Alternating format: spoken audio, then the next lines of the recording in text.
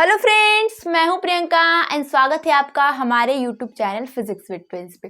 तो जैसा कि आप जानते हैं कि हमने बीएससी सेकेंड सेमेस्टर की फिजिक्स को स्टार्ट किया था, जिसका हमने फर्स्ट यूनिट स्टार्ट किया था और आज उसका 8वां लेक्चर है, यानी फर्स्ट यूनिट का आज 8वां लेक्चर है। और आज के टॉपिक का नाम क्या है? आज के टॉपिक का नाम है ग्राहम्स लॉ ऑफ डिफ्यूजन। ठीक है, तो इसके बारे में हम जानेंगे ग्राहम्स लॉ ऑफ डिफ्यूजन क्या होता है। तो पहले इसको समझने से पहले हमें एक वर्ड पहले समझ में आना चाहिए कि डिफ्यूजन क्या होता है। अगर डिफ्यूजन हम समझ जाएंगे तब हम ग्राहम्स लॉ ऑफ डिफ्यूजन ज़्यादा बेटर तरीके से समझ लेंगे। इससे फर्स्ट ऑफ ऑल हमें ये समझना पड़ेगा कि डिफ्यूजन क्या होता है। तो डिफ्यूजन मैं पहले समझा दे रही हूँ, उसके बाद मैं डिफ्यूजन का डिफिनीशन भी लिखवा दूंगी आपको। तो देखिए, अगर आप अपने रूम में सेंट, जैसे कि आप एग्जांपल ले सकते हैं कि अपने रूम में आप सेंट छिड़कते हैं तो क्या होता है। जैसे कि मान लीजिए कि यहाँ आपने ये आपका अगर मान लीजिए रूम है, तो यहाँ पे अगर आपने सेंट को छिड़का यानी सेंट लगाया, तो क्या होता है कि सेंट के जो मॉलिक्यूल्स होते हैं वो आसपास हो जाते हैं। यानी कि यहाँ पे आपको क्या होगा, पता चलेगा कि यहाँ पे सेंट किसी ने लगाया। और फिर धीरे धीरे क्या होगा, ये जो सेंट के जो मॉलिक्यूल्स होंगे वो धीरे धीरे क्या हो जाएंगे, चारों ओर पूरे रूम में फैल जाएंगे। कैसे फैल जाएंगे? यहाँ पे जो होता है उनका प्रेशर, कह सकते हैं दबाव बहुत ज़्यादा होता है और धीरे धीरे वो क्या होते हैं, फ्लो होते हैं और विदाउट एनी, कह सकते हैं कि एक्सटर्नल प्रेशर, यानी आपको कोई प्रेशर नहीं लगाना पड़ेगा। यानी कि प्रेशर यानी कोई भी आपको कोई चीज़ नहीं लगाना पड़ेगी कि हम इसको ढकेल ले इधर कि पूरे रूम में ये सेंट जो है फैल जाए। ऐसा आपको नहीं करना पड़ेगा, वो खुद ही खुद ऐसा होता है कि आप अगर सेंट छिड़कते हैं, ठीक है, तो वो खुद पे खुद ही सारे रूम में फैल जाएगा। आपको कोई भी एक्सटर्नल प्रेशर नहीं लगाना पड़ेगा। तो इसे हम क्या कहते हैं, डिफ्यूजन। खुद से हो जाए, खुद से एक मॉलिक्यूल्स दूसरे मॉलिक्यूल्स की ओर चले जाए, या फिर खुद से पूरे मॉलिक्यूल्स जो है रूम में फैल जाए। और जब पूरे रूम में फैल जाएंगे और एक समान हो जाएंगे, उसके बाद उनका क्या होता है, प्रेशर समान हो जाता है। प्रेशर समान हो जाता है मतलब ये कह सकते हैं कि यहाँ पे क्या होगा, थोड़ा सा दबाव होगा और धीरे धीरे क्या होगा, ये चारों ओर रूम में फैल जाएगा। उसके बाद चारों ओर बराबर रूम में दबाव हो जाएगा, यानी प्रेशर बराबर हो जाएगा पूरे रूम में। एक और एग्जांपल ये ले सकते हैं कि नॉर्मली हमने दो कोई गैसेस लिए, जैसा कि हम मान लेते हैं कि एक हमने HCl गैसेस लिए और एक मान लीजिए कि NH3 गैसेस लिए, और सिंपली हमने क्या किया, इसको छोड़ दिया है, ये गैस इस रूम में, इसको यहाँ छोड़ दिया, इसको यहाँ छोड़ दिया। तो ये नहीं हो कि HCl के मॉलिक्यूल्स यहीं पे हो जाएंगे और NH3 के मॉलिक्यूल्स यहीं पे इकट्ठा रहेंगे, ऐसा नहीं होगा। आप क्या करेंगे, कोई भी प्रेशर नहीं लगाएंगे, तो क्या होगा, जो HCl के मॉलिक्यूल्स है वो धीरे धीरे क्या होंगे, इधर आएंगे, और जो NH3 के मॉलिक्यूल्स है वो धीरे धीरे इधर आएंगे। और कब तक एक दूसरे में मिलते रहेंगे, जब तक कि पूरे रूम में वो दोनों के जो कह सकते समान ना हो जाए अच्छी तरीके से, तब तक ये क्या होंगे, एक दूसरे में मिलते रहेंगे और आपको कोई भी प्रेशर लगाने की जरूरत नहीं है। ठीक है, तो उस तरह क्या होगा, पूरे रूम में ये HCl और NH3 एक दूसरे में मिल जाएगा। अगर हम एग्जाम्पल ले रहे हैं दो गैसेस का, तो उससे हम डिफ्यूजन करते हैं कि बिना किसी दबाव के, बिना किसी प्रेशर दिए, कुछ भी हमने नहीं किया, सिर्फ हमने दो गैस छोड़ दिया। उसके बाद क्या हुआ, दोनों गैस के जो मॉलिक्यूल्स होंगे आपस में क्या हो जाएगा, मिल जाएगा और हमें कुछ भी नहीं करना पड़ेगा और पूरे रूम में फैल जाएगा। फर्स्ट एग्जांपल ज़्यादा बेटर है। जैसे आप सेंट देख सकते हैं कि सेंट आप लगाते हैं और सेंट कहीं मान लीजिए छिड़क देते हैं आप, तो फिर धीरे धीरे आप देखेंगे जहां आपने सेंट को छिड़का है वहां पे पहले आपको स्मेल ज़्यादा करेगा, पर कुछ देर बाद क्या होगी, पूरे रूम में वो सेंट क्या हो जाएगा, फैल जाएगा।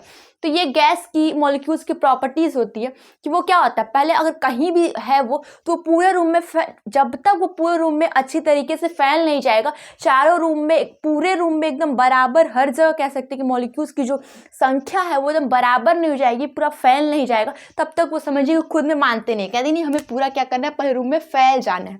तो उसे ही क्या कहते हैं, डिफ्यूजन। बिना किसी प्रेशर के क्या होते हैं, चारों ओर फैल जाते हैं, और इसे क्या करते हैं, डिफ्यूजन करते हैं। तो हमें ग्राहम्स लॉ ऑफ डिफ्यूजन समझने पर डिफ्यूजन तो हमने समझ लिया, पर एक और चीज होता है कि इसको क्या कहते हैं, इफ्यूजन कहते हैं। तो उसको भी समझते हैं, वो थोड़ा सा अलग है पर ऐसा ही है। जैसे कि ये हम आपको एग्जाम्पल दे सकते हैं कि इफ्यूजन क्या होता है। डिफ्यूजन तो आपने समझ लिया होगा। इफ्यूजन क्या होता है कि मान लीजिए कि यहाँ पे बहुत ज्यादा गैस के मॉलिक्यूल्स है, ठीक है, और यहाँ पे हमने कोई एक, समझ लीजिए कि एक कोई कुछ ऐसा लगा दिया, कह सकते कि आपने गत्ता लगा दिया, उसमें छोटा सा आपने क्या किया, होल कर दिया। छोटा सा आपने क्या किया, यहाँ पे मान लीजिए कि हमने छोटा सा यहाँ पे हल्का सा होल कर दिया। अब क्या होगा, गैस की प्रॉपर्टी क्या होगी, जब तक यहाँ जितने मॉलिक्यूल्स है इतने यहाँ मॉलिक्यूल्स पहुंच नहीं जाएंगे, एकदम बराबर यहाँ से यहाँ चले नहीं जाएंगे, तब तक ये मॉलिक्यूल्स क्या होते हो, इस कह सकते हैं होल से बाहर निकलते रहेंगे।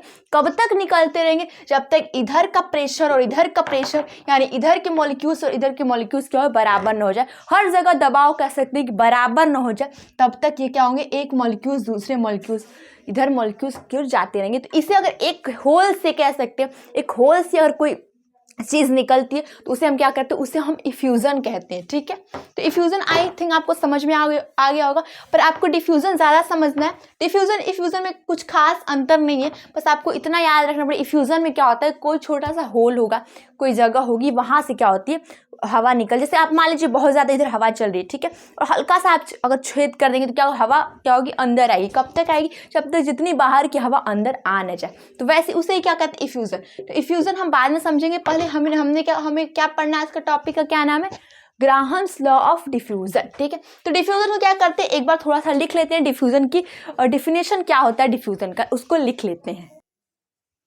ठीक है, चलिए डिफ्यूज़न की थोड़ा भी डिफिनेशन लिख लेते हैं। ठीक है, क्योंकि हमें ग्राहम्स लॉ ऑफ डिफ्यूज़न ही मेन चीज़ है। आपके बुक में डिफ्यूज़न का डिफिनेशन नहीं लिखा, बट आपको समझ में आने के लिए मैं डिफ्यूज़न का थोड़ा सा डिफिनेशन लिख लेते हैं। ठीक है, तो जो हमने आपको अभी बताया वो मैं लिखूंगी कि the flow of molecules from high concentration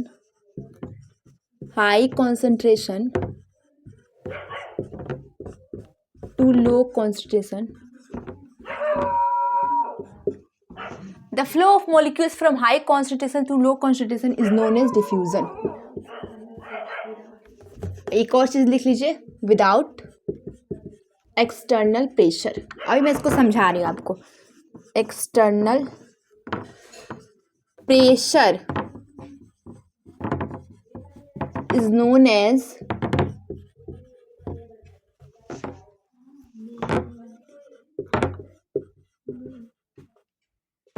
known as diffusion। ठीक है, मैंने क्या लिखा, मैंने लिखा the flow of molecules from high concentration to low concentration. मतलब हाई कॉन्सेंट्रेशन यानी कि मान लीजिए आपने यहाँ पे अगर सेंट को छिड़का तो यहाँ मॉलिक्यूल्स की संख्या बहुत ज़्यादा है, यानी कि क्या है, यहाँ पे हाई कॉन्सेंट्रेशन है। उसके बाद बिना किसी प्रेशर के ये क्या होगा, जो सेंट के मॉलिक्यूल्स हैं वो धीरे धीरे क्या होंगे, यहाँ पे जाएंगे, यानी पूरे रूम में फैल जाएंगे। तो हाई कॉन्सेंट्रेशन से लो कॉन्सेंट्रेशन की ओर क्या होते हैं, ट्रैवल करते हैं मॉलिक्यूल्स, उसको ही हम क्या कहते हैं डिफ्यूजन। ठीक है, जब कब तक नहीं होंगे, जब तक यहाँ का प्रेशर और यहाँ का प्रेशर बराबर नहीं हो जाए, क्योंकि यहाँ बहुत दबाव ज़्यादा है, धीरे धीरे दबाव रिलीज होगा और क्या होगा, ये आगे होगा और सारे और रूम में एक समान संख्या हो जाएगी मॉलिक्यूल्स की। तब तक ये क्या होगा, इधर से इधर फ्लो होता रहेगा। तो वही चीज़ लिए the flow of molecules from high concentration to low concentration, यानी हाई कॉन्सेंट्रेशन से लो कॉन्सेंट्रेशन की ओर होगा विदाउट एक्सटर्नल प्रेशर, यानी कि हमने कोई प्रेशर नहीं लगाया, हमने कुछ नहीं किया, सिर्फ हमने सेंट को छिड़क दिया, वो क्या अपने से ही जाएगा। उसको ही हम क्या कहते हैं, डिफ्यूजन कहते हैं। ठीक है, तो अब हम चलेंगे, हमने समझ लिया डिफ्यूजन क्या होते हैं। अब ग्राहम्स लॉ ऑफ डिफ्यूजन समझने से पहले एक और छोटी सी चीज़ समझते हैं हम लोग, क्योंकि ग्राहम्स लॉ ऑफ डिफ्यूजन में उन्होंने डिफ्यूजन के बारे में नहीं बताया, उन्होंने रेट ऑफ डिफ्यूजन के बारे में बताया। तो आप डिफ्यूजन समझ के अब आपको समझना है कि रेट ऑफ डिफ्यूजन क्या होता है। तो मैं आपको रेट ऑफ डिफ्यूजन थोड़ा बहुत समझाती हूँ, फिर रेट ऑफ डिफ्यूजन को भी हम यहाँ पे लिखेंगे, क्योंकि ग्राहम्स लॉ ने डिफ्यूजन के बारे में नहीं, रेट ऑफ डिफ्यूजन के बारे में बताया है। तो इसलिए पहले हमने डिफ्यूजन को समझ लिया। डिफ्यूजन क्या होता है, कोई भी जो मॉलिक्यूल्स ज़्यादा होंगे वो हाई कॉन्सेंट्रेशन से लो कॉन्सेंट्रेशन की ओर जाएंगे बिना किसी प्रेशर के, उसको ही कहते हैं डिफ्यूजन। ठीक है, अब हम समझेंगे रेट ऑफ डिफ्यूजन किसे कहते हैं। तो हम क्या करते हैं, पहले स्टेटमेंट लिख लेते हैं रेट ऑफ डिफ्यूजन का, देन हम लोग डिफ्यूजन को अच्छी तरीके से समझेंगे। तो हम क्या करते हैं, इसको करते हैं इरेज, अब लिखेंगे rate of diffusion. Rate of diffusion लिख लेते हैं, उसके बाद जो मैं स्टेटमेंट लिखूंगी रेट ऑफ डिफ्यूजन को, उसको मैं समझा भी दूंगी आपको। ठीक है, तो रेट ऑफ डिफ्यूजन क्या होता है लिखते हैं। ठीक है, rate of diffusion, rate of diffusion.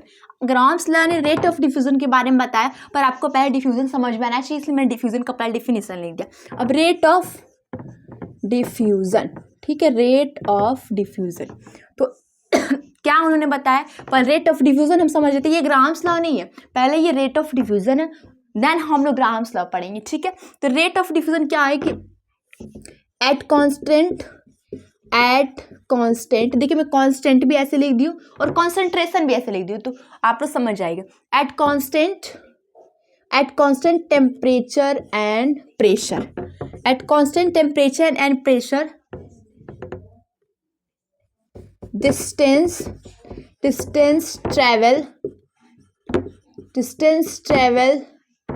travel by molecules at constant temperature and pressure. Distance travel by molecules in diffusion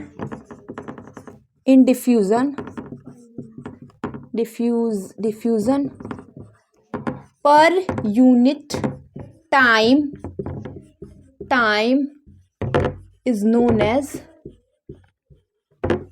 diffusion. ठीक है, तो अब नोन एज क्या, रेट ऑफ डिफ्यूजन. ठीक है, रेट ऑफ डिफ्यूजन. अगर आपको डिफ्यूजन समझ में आ गया हो तो ये भी चीज समझ में आ गई होगी. फिर से हम क्या करते हैं, स्टेटमेंट को देखते हैं और फिर समझते हैं. देखिए, eight constant temperature and pressure, यानी देखिए मॉलिक्यूल्स कहीं अगर ज़्यादा है तो आप ये भी जानते हैं कि अगर उस पर प्रेशर लगाएं, मान लीजिए कि मॉलिक्यूल्स बहुत ही ज़्यादा है. ठीक है, मॉलिक्यूल्स यहाँ पे बहुत ज़्यादा, हमने क्या किया, इस मॉलिक्यूल पे प्रेशर लगाया, तो आप जाहिर सी बात है कि हमने प्रेशर लगाएंगे तो क्या होगा, ये क्या होगा, आगे की ओर जाएगा, यानी क्या हो, रूम में फैलेगा. बट यहाँ पे कहा गया कि एट कॉन्स्टेंट प्रेशर, यानी प्रेशर क्या होना चाहिए, कांस्टेंट होना चाहिए. और दूसरा क्या है, टेम्परेचर भी कांस्टेंट हो. टेम्परेचर यानी कि इसको मान लीजिए हमने हीट दी तो भी तो क्या होगा, जो ये मॉलिक्यूल्स होंगे ऊपर जाएंगे, यानी रूम में जो फैलने का मैंने क्रिया बताया आपको डिफ्यूजन, उसमें हमने क्या किया, डिफ्यूजन क्या होना चाहिए, प्रेशर क्या होना चाहिए, कांस्टेंट होना चाहिए. तो रेट ऑफ डिफ्यूजन क्या होता है कि eight constant temperature and pressure, उसमें आपको ना ही कोई हीट देनी है और ना ही कोई प्रेशर देना. उसके बाद वो अपन कह सकते हैं कि जो मॉलिक्यूल्स है ये अपने मन से जब ट्रैवल करेंगे, यानी कि ना ही हमने इसको हीट दिया, ना ही इसे हीट दिया और ना ही इस पर कोई प्रेशर लगाया, उसके बाद ये मॉलिक्यूल्स जो ट्रैवल कर रहे हैं कैसे, पर यूनिट वॉल्यूम, पर यूनिट टाइम, मतलब कि हमने कोई एक टाइम निर्धारित कर दिया कि 1 घंटे में ये मॉलिक्यूल्स कितना ट्रैवल कर रहे हैं. पर यूनिट टाइम हमने मान लिया कि अगर 1 आवर्स है तो हम ये कहेंगे 1 घंटे में मॉलिक्यूल्स कितना ट्रैवल कर रहे हैं, उसी को हम क्या कहते हैं, रेट ऑफ डिफ्यूजन.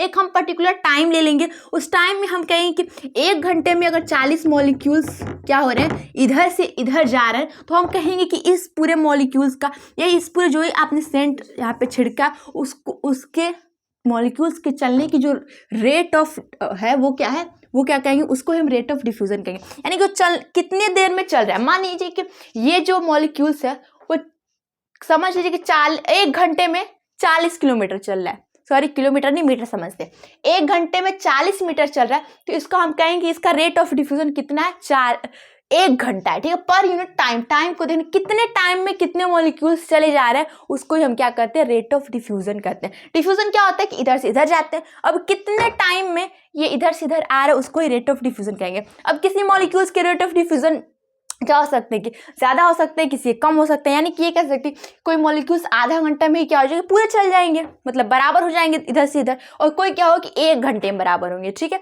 तो उसे क्या करते हैं, वो किस पे डिपेंड करें, वो मॉलिक्यूल्स पे डिपेंड करें. मॉलिक्यूल्स का अगर मास ज़्यादा होगा तो धीरे धीरे ट्रैवल करेंगे, मॉलिक्यूल्स का मास थोड़ा हल्का होगा तो मतलब कह सकते हैं कि जल्दी आ जाएंगे इधर से इधर. तो वही क्या होता है, रेट ऑफ डिफ्यूजन. किसी मॉलिक्यूल्स का रेट ऑफ डिफ्यूजन कितना है, वो किस पे निर्भर करता है, उसके ट्रैवल करने पे निर्भर करता है. और ट्रैवल ये नहीं कि हमने प्रेशर लगा दिया, हमने हीट दे दिया, वो चीज़ नहीं है. क्या है कि एट कांस्टेंट टेम्परेचर और प्रेशर, यानी टेम्परेचर और प्रेशर को हमने कांस्टेंट रख लिया.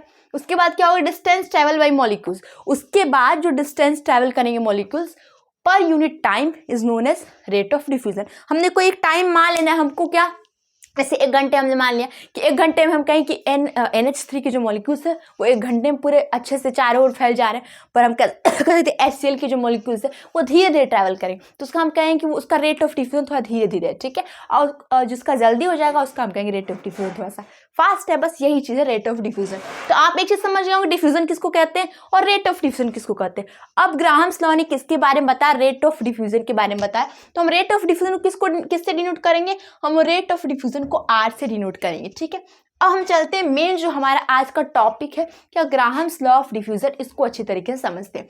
तो क्या करते हैं, पहले हम क्या करते हैं, ग्राहम्स लॉ ने जो बताया उसके स्टेटमेंट को लिख लेते हैं, देन आपको मैं समझा भी दूंगी, और जो उन्होंने स्टेटमेंट बताया उस स्टेटमेंट को हम लोग प्रूव भी करेंगे कि क्या वो एग्जिस्ट करती है कि नहीं करती है. ठीक है, तो हम क्या करते हैं, पहले उस स्टेटमेंट को लिख लेते हैं जो ग्राहम्स लॉ ने बताया. ठीक है, सॉरी ग्राहम्स ने बताया.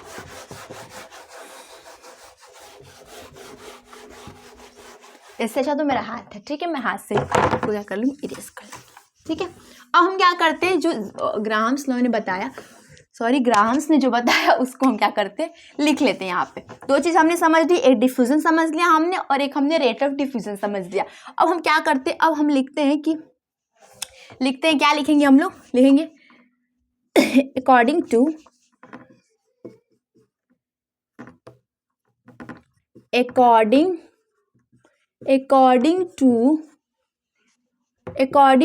this law at constant temperature, इसको कैपिटल में लिखते हैं, at constant temperature and pressure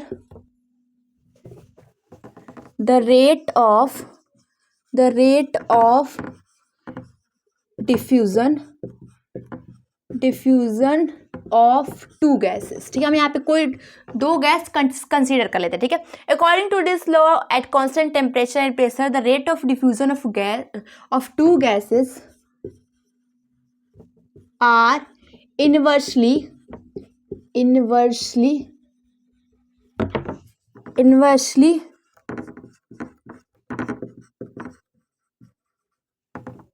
inversely proportional to square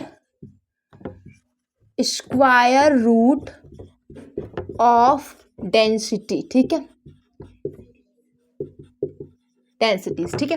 क्या यहाँ पे कहा जा रहा है, ग्राहम्स लॉ क्या है, यहाँ पे लिख लेते ग्राहम्स लॉ, ठीक है, जैसे ऊपर आपने हेडिंग बनाई लिया, ठीक है। अब यहाँ से देखिए कि अकॉर्डिंग टू दिस लॉ, यानी according to this law at constant temperature, यानी टेम्परेचर हमें कांस्टेंट रखना है, और at constant temperature and pressure the rate of diffusion of two gases are inversely proportional to square root of density. यानी यहाँ पे कहा जा रहा है कि जो दो गैस हम क्या करते हैं, एज्यूम कर लेते हैं, एक ए गैस एक बी, मान लीजिए कि एक कोई ए गैस उसका ए नाम है, कोई गैस उसका बी नाम है, वो कहा है कि दोनों गैसेस का जो डिफ्यूजन होगा, अब आपको मैंने जो सेंट वाला बताया तो सिर्फ एक गैस को लेकर बताया कि कोई उसके मॉलिक्यूल्स चारों ओर फैलेंगे, पर मैंने दो भी आपको एग्जांपल के रूप में बताया था, जैसे एक NH3 और एक शायद मैंने HCl बताया, कि वो दोनों गैस को भी हम क्या करते हैं कि अगर हम एक रूम में रख देते हैं तो क्या होगा, जब वो एक दूसरे की ओर क्या होंगे, आएंगे और पूरे रूम में क्या हो जाएंगे, मिक्स हो जाएंगे, मिल जाएंगे विदाउट एनी एक्सटर्नल प्रेशर, यानी कि हम कोई प्रेशर नहीं लगाएंगे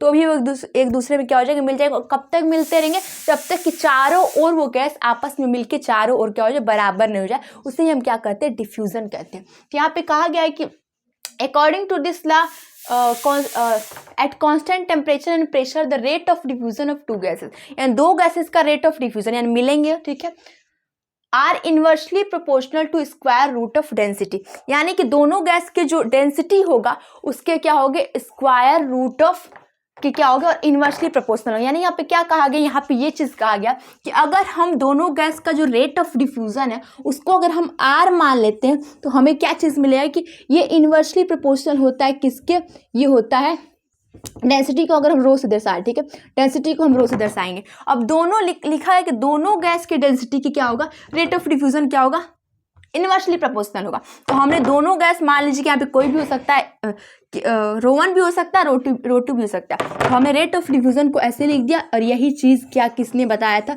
यही चीज़ ग्राहम्स लॉ ने बताया था, यानी ग्राहम्स ने यही चीज़ बताया था कि अगर हम किसी भी दो गैसेस के टेम्परेचर को और प्रेशर को कांस्टेंट रख देते हैं तो उनका जो रेट ऑफ डिफ्यूजन होगा, यानी कि मिलने का जो क्रिया होगा उसी को कहेंगे रेट ऑफ डिफ्यूजन, ठीक है। जो मिलने की क्रिया होगी वो क्या होगी, इनवर्सली प्रोपोर्शनल होगी स्क्वायर रूट ऑफ डेंसिटी, यानी दोनों गैसेस की डेंसिटी क्या होगी, स्क्वायर रूट, यानी स्क्वायर रूट देखिए ऐसे रहेगा, मैंने गलती किया, स्क्वायर रूट यानी कि इस पे स्क्वायर कर दो या फिर इस पे स्क्वायर कर दो, ठीक है। तो स्क्वायर रूट ऑफ डेंसिटी की क्या होगी, प्रोपोर्शनल होगी, इनवर्सली प्रोपोर्शनल होगी। अब इसी चीज़ को हमें क्या करना है, प्रूफ करना है, क्योंकि हम प्रूफ करेंगे, क्योंकि आपके एग्जाम में प्रूफ करने के लिए भी आ सकता है। ओनली स्टेटमेंट लिखने को आएगा तो आपको सिर्फ रेट ऑफ डिफ्यूजन लिखना, डिफ्यूजन लिखना है, क्या लिखना है, यहाँ से लिखना है according to this law at constant temperature and pressure the rate of diffusion of two gases are inversely proportional to square root of density, बस इतना लिख के आ जाना। बट अगर आपको पूछे थे कि इसको प्रूफ भी करिए, जो ग्राहम्स लॉ उसको प्रूफ भी करिए, तो आपको क्या करना होगा, प्रूफ करके ये चीज़ लाना होगा। तो हम लोग पिछले वीडियो से क्या करते हैं, जैसे हमने बॉयल्स लॉ, चार्ल्स लॉ या गेल-लुसैक लॉ, वो सब जो भी कहे थे वैज्ञानिकों ने, साइंटिस्टों ने उसको हमने प्रूफ करके भी लिखा था। तो सेम टू सेम यहाँ पे वही प्रोसेस करेंगे हम लोग। क्या करेंगे, ये चीज़ लेके आएंगे कि ये चीज़ एग्जिस्ट करता है कि नहीं करता है। तो चलिए क्या करते हैं, इसको करते हैं इरेज, और अब हम क्या करेंगे, इसको ही हम क्या करेंगे, प्रूफ करेंगे। ठीक है, तो इसको हम मिटाते हैं। ठीक है, तो देखते हैं, इसको हम प्रूफ करेंगे जो हमने अभी आपको दिखाया। तो आर क्या होगा, इन्वर्सली प्रोपोर्शनल होगा डेंसिटी के। तो हम लोग कैसे प्रूफ करेंगे, ऐसे लिखेंगे, suppose two gases A and B, हमने दो गैस माना A and B, diffuse to each other, यानी एक दूसरे में क्या होगा, डिफ्यूज होंगे। एंड देयर डेंसिटी, डेंसिटी क्या होगा, ρ1 एंड ρ2 होगा रेस्पेक्टिवली। ठीक है, and V1 and V2 their respective square mean, root mean square velocity. ठीक है, root mean square velocity from kinetic theory of. अब हम क्या करेंगे, यहाँ से क्या करेंगे, प्रूफ करना स्टार्ट करेंगे। यहाँ तक तो हमने माना, क्या क्या माना कि तो हमने दो गैस माना ए एंड बी, वो एक दूसरे में डिफ्यूज हो रहे हैं और उनकी डेंसिटी क्या है, ρ1 एंड ρ2 है, और उनका रूट मीन स्क्वायर वेलोसिटी क्या है, V1 और V2 है। अब हम क्या करेंगे, यहाँ से लिखेंगे from kinetic theory of gases, यहाँ से स्टार्ट करेंगे। उसके बाद हम क्या लिखेंगे, जो आपने काइनेटिक थ्योरी ऑफ गैसेस जो हमने पीछे पढ़ाया आपको पिछले लेक्चर्स में, उसमें हमने प्रेशर निकाला था। प्रेशर क्या था, प्रेशर था P इज इक्वल टू, क्या था, P इज इक्वल टू था 1/3 रो और V स्क्वायर था। ठीक है, ये चीज था। ठीक है, तो अब हमें क्या करना है, पहले हम ए वाले गैसेस का मानेंगे। तो हम लिखेंगे पहले वाले गैसेस का क्या हो जाएगा, प्रेशर, जो पहला वाला गैस ए है उसका प्रेशर क्या हो जाएगा, यहाँ पे ρ1 हो जाएगा, जो हमने ρ1 माना है, और यहाँ पे क्या हो जाएगा, V हो जाएगा। ठीक है, V1। ठीक है, हमने पहले वाली गैस का जो रूट मीन स्क्वायर वेलोसिटी क्या मानी है, V1 मानी है। ठीक है, और दूसरे वाली क्या मानी है, यहाँ पे V1, और यहाँ पे दूसरे वाले प्रेशर यानी P2 क्या लिखेंगे, 1/3 ρ2 एंड V2 स्क्वायर। ठीक है, इतना आपने मान लिया। अब क्या करना है, अब हमें ये चीज़ देखना है कि हमने क्या करा, डिफ्यूजन कब तक होगा, डिफ्यूजन तब तक होगा जब तक वो जो दोनों गैस आपस में मिलके चारों और उन लोगों का क्या हो जाए, प्रेशर बराबर न हो जाए। यानी कहीं भी आप देखेंगे मॉलिक्यूल्स का प्रेशर क्या होगा, बराबर हो, यहाँ भी, यहाँ भी, यहाँ भी, यहाँ भी, तब तक वो एक दूसरे में डिफ्यूज होते जाएंगे। तो कब तक डिफ्यूज होंगे, उसके बाद हम क्या लिखेंगे, जब पूरा डिफ्यूज हो जाएंगे उसके बाद हम क्या लिखेंगे, उसके बाद लिखेंगे when steady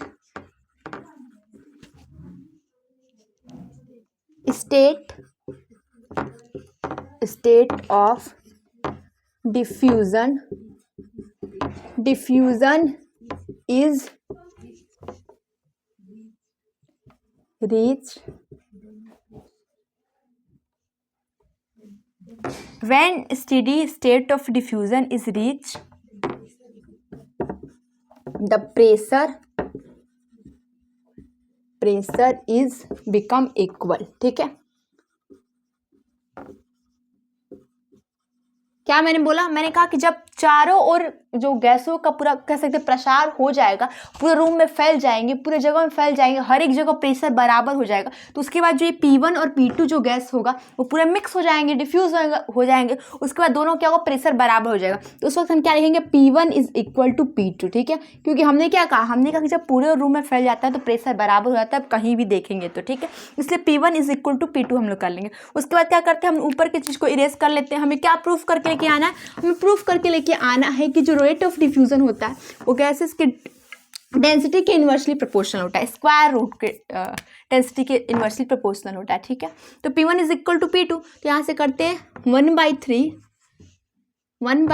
ρ1 V1 square is equal to हो जाएगा 1/3 ρ2 V2 स्क्वायर। ठीक है, अब क्या होगा, 1/3 से 1/3 क्या हो जाएगा, कैंसिल हो जाएगा, 1/3 से 1/3 कैंसिल हो जाएगा। उसके बाद क्या हो जाएगा, उसके बाद आपको क्या बच रहा है, आपका बचेगा ρ1 V1 square is equal to ρ2 V2 square. ठीक है, इतना आपका हो गया। अब आप क्या करते हैं कि ऐसे करते हैं, ρ1 एंड ρ2 एक साइड लाते हैं, और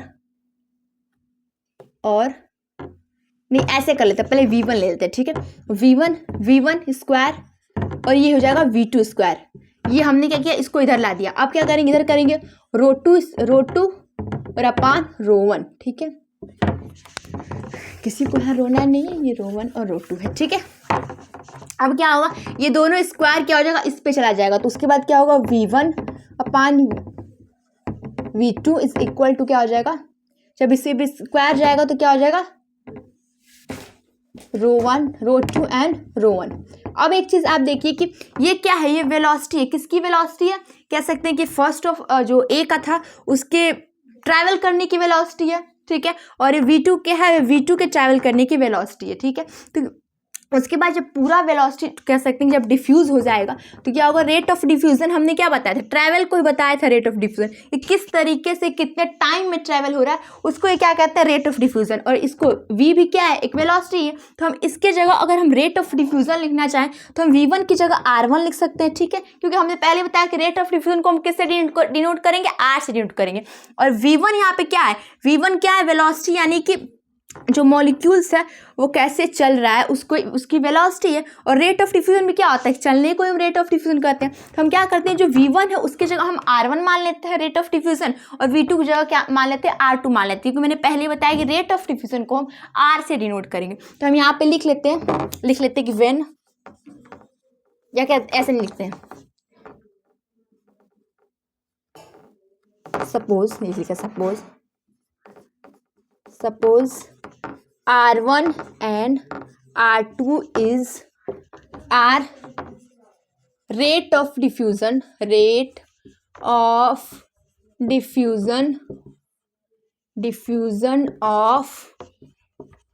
A and B गैसेस। मैंने जो A और B गैसेस मानेगा उसी का क्या हो जाएगा, R1 R2 डिफ्यूजन हो जाएगा। तो हम V1 की जगह क्या लिख सकते, V1 की जगह लिख सकते हैं R1, और V2 की जगह क्या लिख सकते हैं, R2 लिख सकते हैं। तो इधर क्या करते हैं, इधर सॉल्व कर लेते हैं, तो क्या हो जाएगा, यहाँ पे हो जाएगा R1 और ये हो जाएगा R2 और ये हो जाएगा क्या, ρ1 एंड ρ2, ठीक है। अब एक चीज इससे देख सकते हैं, देखिए मैंने उल्टा लिख दिया यहाँ पे, ρ2 ऊपर रहेगा और ρ1 क्या हो जाएगा, नीचे हो जाएगा, ठीक है। अब एक चीज आप देख सकते हैं कि ये क्या, फर्स्ट गैस का क्या है, रेट ऑफ डिफ्यूजन है। तो फर्स्ट गैस का रेट ऑफ डिफ्यूजन किसके इनवर्सली प्रोपोर्शनल आ रहा है, स्क्वायर के इनवर्सली प्रोपोर्शनल ρ1, यानी कि फर्स्ट गैस के डेंसिटी के, ठीक है। और R2 क्या है, R2 सेकेंड गैस का रेट ऑफ डिफ्यूजन है, और वो किसके इनवर्सली प्रोपोर्शनल आ रहा है, वो आ रहा है इनवर्सली किसके, दूसरे गैस के डेंसिटी के रूट के, ठीक है, इनवर्सली प्रोपोर्शनल आ रहा है। तो इन दोनों को अगर डिवाइड करके मान लीजिए कुछ आता है, उसको हम मान लेते हैं R, ठीक है, इनको कुछ डिवाइड करेंगे तो R आएगा। तो इस इक्वेशन से आप एक चीज लिख सकते हैं कि जो R आएगा और इन दोनों को भी हम मान लेते हैं कि डिवाइड करने पे कोई डेंसिटी आएगा, मान लीजिए ρ मान लेते हैं। तो एक चीज आपको समझ में आ रहा है कि ये इसके इनवर्सली है, ये इसके इनवर्सली है, और स्क्वायर में भी है, ठीक है, स्क्वायर रूट में है। तो इस तरीके से हम एक चीज तो लिख सकते हैं कि जो आएगा वो रेट ऑफ डिफ्यूजन वो इनवर्सली प्रोपोर्शनल होगा, जो भी डेंसिटी आएगी उसके क्या होगी, इनवर्सली होगी। इसका ये इनवर्सली हो रहा है, इसका ये इनवर्सली हो रहा है, तो इसलिए हम रूट लिखकर और इस तरीके से आप लिख सकते हैं कि नहीं। अगर कह सकते हैं ρ2 और ρ1 को हम डिवाइड किया और कोई रो आ गया तो वो इसके हमेशा क्या होगा, इनवर्सली होगा। ये कैसे आप कह सकते हैं, आप इस इक्वेशन को देख के कह सकते हैं, ठीक है। और मैंने स्टार्टिंग में ग्राहम लॉ बताया था वो सेम टू सेम यही तो बताया था कि जो रेट ऑफ डिफ्यूजन होता है वो डेंसिटी के क्या होता है, इनवर्सली रूट ऑफ मतलब वो इनवर्सली प्रोपोर्शनल होता है, ठीक है, किसके, डेंसिटी के, ठीक है। तो यही हमें क्या करना था, प्रूफ करना था ग्राहम्स लॉ में, ठीक है। तो होप आपको अच्छे समझ में आया होगा, ठीक है, ग्राहम्स लॉ। तो अगर आपको वीडियो अच्छी लगी होगी तो वीडियो को लाइक कीजिएगा, चैनल को सब्सक्राइब कीजिएगा और कमेंट करना मत भूलिएगा और शेयर करना भी मत भूलिएगा और पढ़ते रहिएगा, ठीक है। मिलेंगे हम लोग नेक्स्ट लेक्चर में नेक्स्ट टॉपिक के साथ। बाय।